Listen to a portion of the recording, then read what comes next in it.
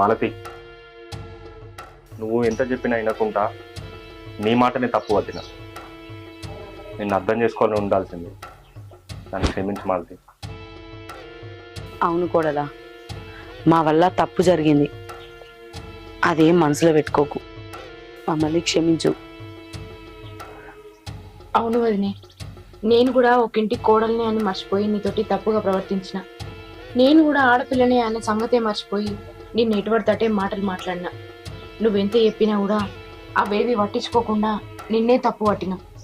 మా తప్పు మేము తెలుసుకున్నాం, మమ్మల్ని క్షమించు. బిడ్డ, నువ్వు కూడా నా బిడ్డ లాంటిదని మర్చిపోయి తప్పు చేసిన బిడ్డ, నన్ను క్షమించు. మా తప్పు మేము తెలుసుకున్నాం కోడలా. ఈ కాడ నుంచి ఈ ఇంట్లో ఎలాంటి తప్పు జరగకుండా నేను చూసుకుంటా. అందరం మంచిగా కలిసి ఉందాం. ఏందత్తమ్మా, అందరం కలిసి ఉందామా?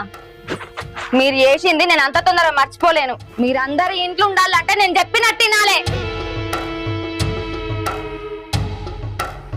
సరే బిడ్డ, నువ్వు చెప్పినట్టే వింటాం. ఆ గది గిట్ల అన్నారు, మంచిగా ఉన్నది. తోక జాడిచ్చారు అనుకోరి, మళ్ళా జైలుకు పంపించి చిప్పకూడదు తిన పెడతా. నడవది.